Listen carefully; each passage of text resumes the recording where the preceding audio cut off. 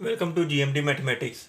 हम 233 बुक के अब चैप्टर नंबर 6 पर हैं। तो इसकी एक्सरसाइज 6.1 हम स्टार्ट करें। चैप्टर का नाम था प्रोबेबिलिटी। तो इसके अंदर जो हमारा क्वेश्चन है वो प्रोबेबिलिटी से रिलेटेड होंगे। ठीक है, अब जैसे फर्स्ट क्वेश्चन है, इससे आपको अंदाज़ा हो जाएगा। A fair coin is toss twice, what is the probability we get. यानी कि एक कॉइन है, उसको टॉस किया है हमने। ठीक है, तो उसमें प्रोबेबिलिटी बतानी है कि क्या प्रोबेबिलिटी है कि उसमें से कम एक बार हेड आएगा या एक हेड आएगा एक कॉइन को दो बार टॉस करने से। यानी कि अगर हम एक कॉइन को दो बार टॉस करें, ठीक है, कह लो कि उसके टॉस करने को हम एस रख लेते हैं। ठीक है, तो उसको टॉस किए दो बार, तो या तो ये हो सकता है कि दोनों बार हमारे पास टेल्स आए, हेड टेल्स होता है ना वो। ठीक है, या फिर पहली बार में टेल्स आए, दूसरी बार में हेड आ जाए, या पहली बार में हेड आ जाए, दूसरी बार में टेल्स आ जाए, या दोनों बार हेड ही है। ठीक है, ये प्रोबेबिलिटी बनती है एक कॉइन को दो बार टॉस करने की। अब इसमें से हमसे क्या पूछ रहा है, यानी कि ये चार प्रोबेबिलिटी बनती है, तो इसमें हमने जो एन है वो 4 बता दिया। इसको एस से कर रहे हैं तो एन एस कह देते हैं। ठीक है, कि एन की जो एस की जो प्रोबेबिलिटीज़ हैं वो 4 है। ठीक है, अब हमारा पहला क्वेश्चन हमसे ये पूछ रहा है कि कितनी प्रोबेबिलिटी में एटलीस्ट एक हेड, यानी कम से कम एक हेड आता हो। तो कम से कम एक हेड इसमें आ रहा है, इसमें आ रहा है, और इसमें कम से कम एक हेड आ रहा है। इसमें दो हैं लेकिन कम से कम एक तो लाजमी है। तो हमारा जो पहला क्वेश्चन है, यानी कि इसको हम E1 कह देते हैं। इसमें एटलीस्ट वन हेड जो आ रहा है वो किस किस में आ रहा है वो लिख लेते हैं। TH में, HT में और HH में।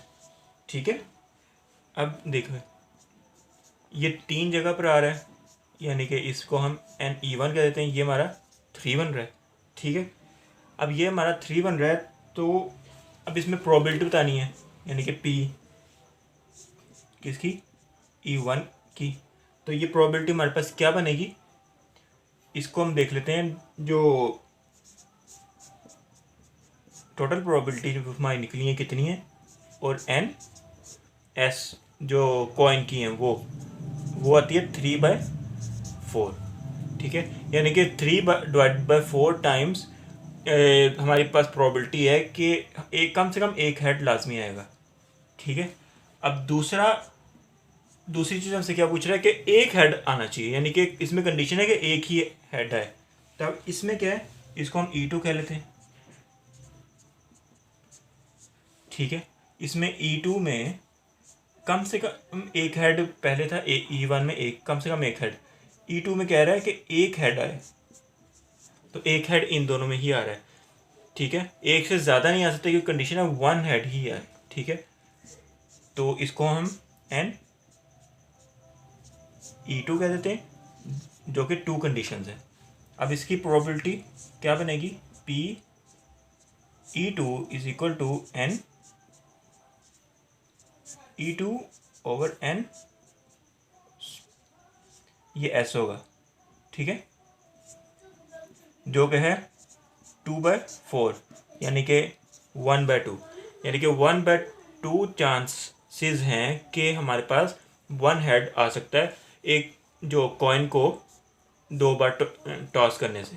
ठीक है, तो इस तरीके से प्रोबेबिलिटी वाले जो क्वेश्चंस हैं वो क्लियर रहते हैं कि किसी भी चीज़ की हमसे पूछी जा सकती है कि इसकी क्या प्रोबेबिलिटी है कि एक चीज़ आएगी या दूसरी चीज़ आएगी। ठीक है, अब बेटर अंडरस्टैंडिंग के लिए एक और क्वेश्चन हम करते हैं। अब हमारे पास ये क्वेश्चन है, a perfect die is rolled. जो लूडो का दाना होता है ना, वो रोल किया है। ठीक है, अब उसमें कह रहा है कि find probability that it shows and even numbers. यहाँ पे सॉरी इवन नंबर है, it shows N even number. ठीक है, अब एक जो डाई है उसको रोल करने पर क्या प्रोबेबिलिटी बनती है कि वो हमें एक इवन नंबर देगा। अब हमने ये देखना है, इसको एस रख लेते हैं। ठीक है, तो अब हमने ये देखना है कि एक डाई को एक बार रोल करने पे क्या क्या आ सकता है। या तो 1 आ सकता है, 2, 3, 4, 5 या 6 आ सकता है। ठीक है, एक ये 6 चीज़ें में से ही एक चीज़ आती है ना, तो NX एन एस वहाँ हमारे पास 6 होगा। ठीक है, अब ई रख लेते हैं हम कि इवन नंबर्स आए इसकी प्रोबेबिलिटी देखनी। तो इनमें इवन नंबर कौन से हैं? 2 है, 4 है और 6 है। ठीक है, तो ये बनते हैं एन ई 3 बनते हैं। तो अब हमने प्रोबेबिलिटी किस चीज़ की देखनी है? N P E. ठीक है, कि कितने आ सकते हैं? तो यहाँ पे आ जाएगा N E over N S 3/6 जो कि बनती है 1/2। यानी कि यहाँ पे हमारे पास देखें 6 इवन नंबर, 6 में नंबर में से 3 इवन नंबर है, 3 ऑड नंबर्स हैं। ठीक है, तो इवन नंबर आए इसकी प्रोबेबिलिटी बनती है 1/2। तो ये हमने बता दिया है। अब इसके अलावा एक और क्वेश्चन को देख लेते हैं। अब हमारे पास ये क्वेश्चन है, इसमें कह रहा है कि what is the probability of getting at least one tell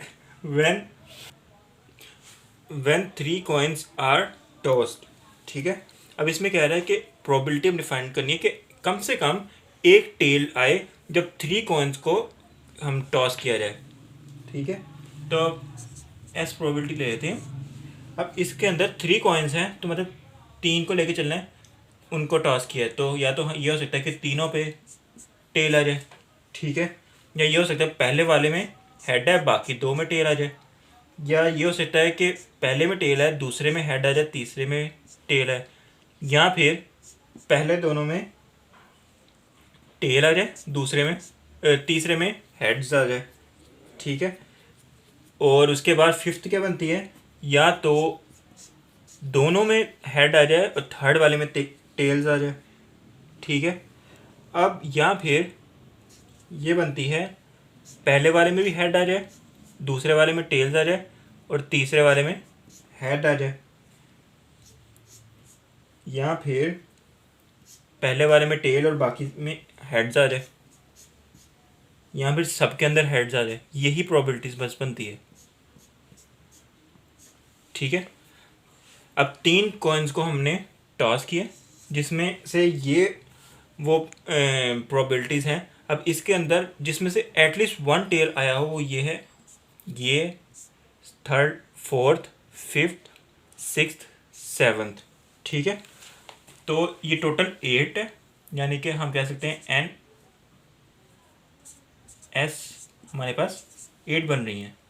ठीक है, तो इनमें ई जो है वो आती है जिनमें एटलीस्ट 1 टेल है, वो लिख लेते हैं एच टी टी, फिर उसके बाद टी एच टी, फिर डबल टी एच, फिर H H T, H T H और फिर टी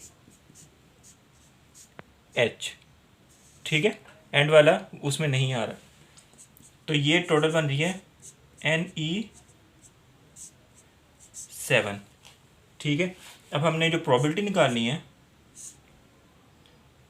पी ई, वो है N E over N S, यानी कि 7/8। ये हमारी प्रोबेबिलिटी बनती है कि अगर हम 3 कॉइन को टॉस करते हैं तो कम से कम एक में हेड लाजमी है। तो ये प्रोबेबिलिटी है 7/8 प्रोबेबिलिटी बनती है कि कम से कम एक के अंदर जो टेल्स हैं वो लाजमी तौर पे आएगा। तो उम्मीद है आपको इस चीज़ की समझ आ गई होगी। तो आज के लिए बस यही क्वेश्चन है। ये क्वेश्चन इसलिए करवाए गए कि आपको प्रोबेबिलिटी क्या चीज़ होती है, छोटे छोटे क्वेश्चन थे कि प्रोबेबिलिटी क्या होती है, इस चीज़ की आपको समझ आ जाए। अब नेक्स्ट जो लेक्चर्स हैं उनमें प्रोबेबिलिटी को लेकर और भी प्रॉब्लम्स हैं उनको डिस्कस करेंगे। तो आज के लिए बस इतना ही था। जाने से पहले GMD मैथमेटिक्स को सब्सक्राइब